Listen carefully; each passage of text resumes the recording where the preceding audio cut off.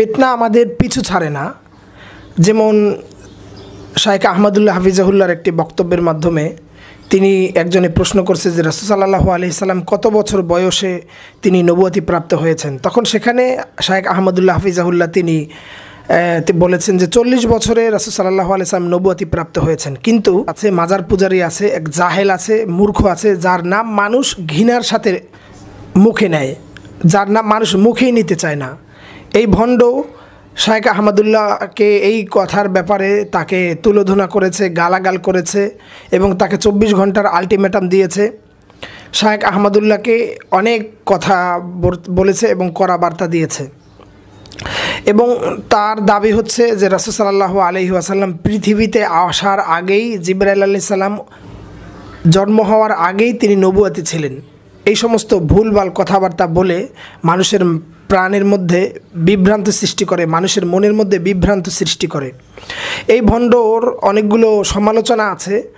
এই ভণ্ড বিভিন্ন সময় কোরআন এবং হাদিসের অপব্যাখ্যা করে এবং কোরআন ও হাদিস দিয়ে ভুলভাল ব্যাখ্যা করে মানুষের মাঝে একটা সন্দেহ তৈরি করে এবং বিভিন্ন জায়গায় কিয়াম করে, মাহফিলের মধ্যে, মোনাজাতের মধ্যে এবং দুরূদ পড়ার সময় কিয়াম করে। এই কিয়াম কোথাও নাই, কোনো হাদিসের মধ্যে নাই। এবং সে কোথাও ভ্রমণে গেলে, কক্সবাজারে গিয়েছে, সেখানেও এই রকমের কিয়াম করেছে। এরপরে আপনার যেখানে গিয়েছে সেখানেই একটা প্যাচ লাগিয়েছে। এরপরে এই ভুলভাল কথার জন্য তাকে একবার জেলেও নিয়েছে এবং সেখানে তাকে মোসলেকা দিয়ে ছেড়ে দেওয়া হয়েছে যে জীবনে এই সমস্ত ভুলভাল কথাবার্তা আর করবে না। তো এরপরে সারা বিশ্বের মানুষ তাকে ঘৃণা করে এবং তার এই যে জাহেলিয়াত এবং তার এই যে বেদাত এবং মাজার পূজারি যে একটা অবস্থানে নিয়েছে, এত বড় খারাপ একটা অবস্থানে নিয়েছে, এটা সবাই অবাক হচ্ছে এবং সবাই এর প্রতিবাদ এবং বিরোধিতা করছে এবং মানুষকে বোঝাচ্ছে যে এটা ইসলামের মধ্যে নাই। তারপরে এই সমস্ত জাহেল যারা আছে তাদেরকে থামানো যায় না। এরপরে এর নামে মাহফিলে চুক্তিকারী বক্তা এবং এক জায়গা থেকে টাকা নিয়েছে, টাকা নিয়ে এরপরে সেইখানে সেই মাহফিলে উপস্থিত হয় নাই। এই রকমের অনেক ঘটনা আছে তার। সে কি করে একটা ফাসেক ব্যক্তি কিভাবে সে ইসলামের খাদেম হয়, সে ইসলাম প্রচারক হয়। আর এই মাহফিল তো এখন বর্তমানে একটা ব্যবসার মতো হয়ে গেছে এবং এই মাহফিল দিয়ে হালুয়া রুটির ব্যবস্থা হয়, এই আর কি। আর মামুনুল হক সাহেব যখন তিনি মুক্তি পেয়েছেন তখন একটা কথা বলেছে যে আমরা এর থেকে আরও অনেক কড়া কথা বলি, কিন্তু আমাদের তো পুলিশ ধরে না, আমাদের তো জেলে যেতে হয় না।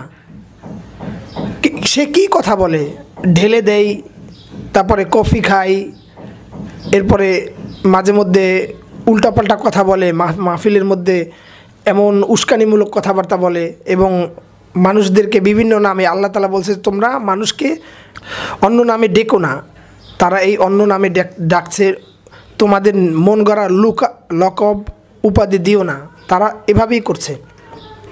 তো এই লোকদেরকে কে থামাবে? এই সমস্ত মানুষদেরকে আবার আলেমও বলে মানুষ। এদের দ্বারা ইসলামের যতটা ক্ষতি হয়েছে ইহুদি এবং খ্রিস্টান দ্বারা এতটা ক্ষতি হয় নাই। এদের দ্বারা যেমনিভাবে ক্ষতি হয়েছে এই ক্ষতি পোষানো সম্ভব না।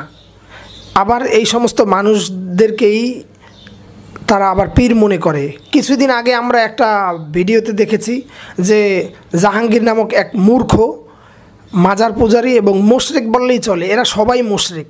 একটা মাজারে গিয়ে বলতেছে, কয়েকজন লোক নিয়ে একটা মাজারে গিয়ে বলতেছে যে বাবা আপনি একটু দোয়া করে দেন, আপনি একটু তাদের উপরে রহম করেন যে তারা যেন পরীক্ষায় ভালো রেজাল্ট করতে পারে। এই যে মাজারে চাওয়া, এই যে মাজারে একটা কিছু করা বা এরকমের শিরক, একদম স্পষ্ট শিরক। আর আল্লাহ তাআলা বলছে মাল্লাম ইয়াসআলিল্লাহু ইয়াগদাবু আলাইহি, যে আল্লাহ তাআলার কাছে চায় না, আল্লাহ তাআলা তার উপরে রাগান্বিত হন। তো এই যে একটা অবস্থান আমাদের তৈরি হয়েছে যে মানুষ, ইহুদি এবং খ্রিস্টানরা আমাদেরকে দেখে ঠাট্টা করছে, বিদ্রূপ করছে এবং ইহুদি এবং খ্রিস্টানরা আমাদেরকে দেখে হাসছে যে তারা এমন একটা কাজ করেছি বা এমন একটা কাজ হয়েছে যে তারা নিজেরাই ধ্বংস, আমাদের আর কিচ্ছু করার লাগে না, কিচ্ছুর প্রয়োজন হয় না। তো চিন্তা করে দেখেন যে আমাদের এই অবস্থায় আমাদের এই চলাচলে মানুষটা কতটা বিভ্রান্তির মধ্যে রয়েছে এবং মানুষ কতটা বিভক্তির মধ্যে রয়েছে এবং মানুষকে কতটা মিসগাইড করা হয়েছে হেদায়েতের পথ থেকে, একমাত্র আল্লাহই ভালো জানে। আর এই জাহেল থেকে ভালো কিছু মানুষ আশা করে না, আর ভালো কিছু দেওয়াও চেষ্টা করে না। এই জাহেল এরা মুনাফিক, এরা ইসলামকে ব্যবহার করে। বিভিন্ন জায়গায় দেখা যায় যে মাহফিলের মধ্যে টাকা পকেটে ভরে হাদিয়া পেয়েছে বা এটা পেয়েছে বা এরকমের হয়েছে, ঠিক আছে, এটা একদম স্পষ্ট। এরা শুধু এই যে মাহফিল করে এই যে হালুয়া রুটির ব্যবস্থা হয়, তারা এভাবেই করে। এদের দ্বারা ইসলামের কোনো উপকার হয় না, আরও ক্ষতি হয়, কিন্তু এদের থামানো সম্ভব না। আল্লাহ রসুল সাল্লাল্লাহু আলাইহি ওয়াসাল্লাম বলছে, এমন একটা জমানা আসবে যখন কিছু আলেম হবে, নামধারী হবে, যে যাদের এলেম থাকবে গলার মধ্যে, ভিতরে নামবে না, উপরে উঠবে না, যে তারা জাতির জন্য এবং উম্মাহের জন্য খুব ভয়ঙ্কর হবে, এবং তারা আসমানের নিচে সবচেয়ে নিকৃষ্ট ব্যক্তি থাকবে এবং দুনিয়ালোভী হবে। তো আল্লামা মামুনুল হক সাহেবকে তাকে নিয়ে যে এইরকমের কথাটা বলল যে আমরাও এর থেকে কথা বলি, কিন্তু আমাদেরকে গ্রেপ্তার করে না পুলিশ, আর তাকে গ্রেপ্তার করে, তাকে জেলবন্দি করে। আমি তাকে বলতে চাই যে তুই কি জানিস যে মামুনুল হক সাহেব কির জন্য কথা বলছে? মামুনুল হক সাহেব মোদি বিরোধী আন্দোলনের সময় সোচ্চার কণ্ঠ রেখেছেন। মামুনুল হক সাহেব হেফাজতের সময় অনেক বড় ভূমিকা রেখেছেন। মামুনুল হক সাহেব নাস্তিকরা যখন রাসূল সাল্লাল্লাহু আলাইহি ওয়াসাল্লামকে নিয়ে কটূক্তি করেছে তখন সবচাইতে বড় ভূমিকা রেখেছেন, এবং রাসূল সাল্লাল্লাহু আলাইহি সাল্লামকে নিয়ে যে কটূক্তি করেছেন এবং মসজিদ মাদ্রাসাকে নিয়ে কটূক্তি করেছেন, ধর্মীয় অনুভূতিতে যে আঘাত করেছেন, এই ব্যাপারে তার অবদান অপরিসীম। কিন্তু যখন সাতেমে রাসূল সাল্লাল্লাহু আলাইহি ওয়াসাল্লামের সাথে কখনো কোনো বেয়াদবমূলক কথা বলা হয়, তখন তোমাদেরকে দেখা যায় না, তোদেরকে দেখছি না। এবং মসজিদ মাদ্রাসা নিয়ে কথা বলা হয়, তখন তোদেরকে দেখছি না। আরও দালালি করো, এই দালালি বাদ দিয়ে ভালো হয়ে যাও।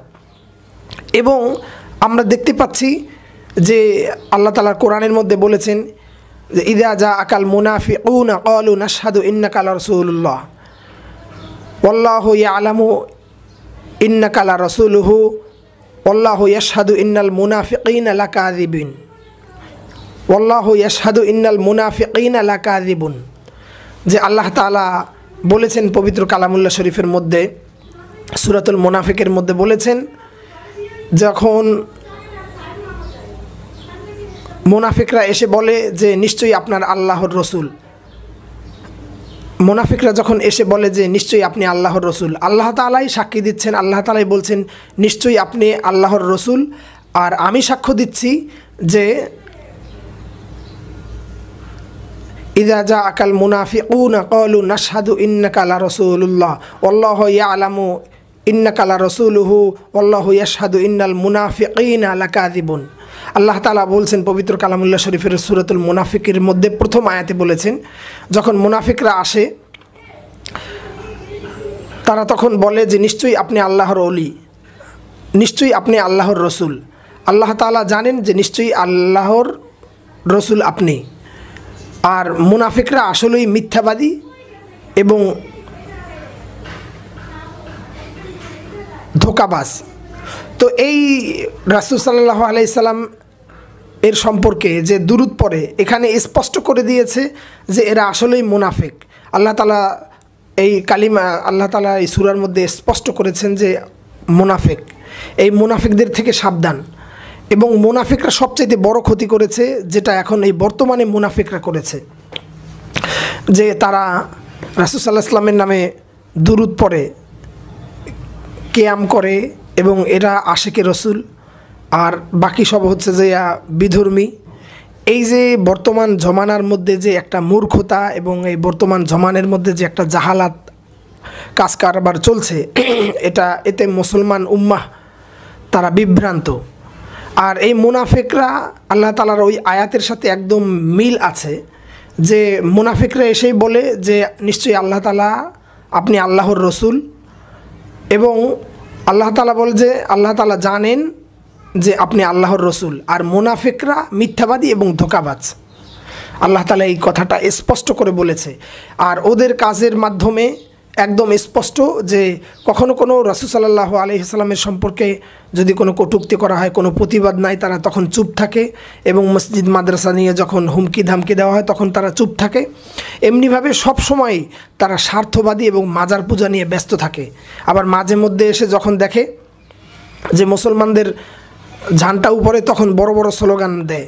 আর যখন দেখে যে মুসলমান চাপের মধ্যে আছে, ইহুদি খ্রিস্টানদের চাপের মধ্যে আছে, তখন তারা মাটি নেয়, বালির মধ্যে পালিয়ে থাকে, ঘরের কোনায় পালিয়ে থাকে। তো চিন্তা করে দেখেন, আল্লাহ তাআলার কাছে দোয়া করুন যে এই সমস্ত জাহেল থেকে, এই সমস্ত মুনাফিক থেকে আল্লাহ তাআলা যেন আমাদের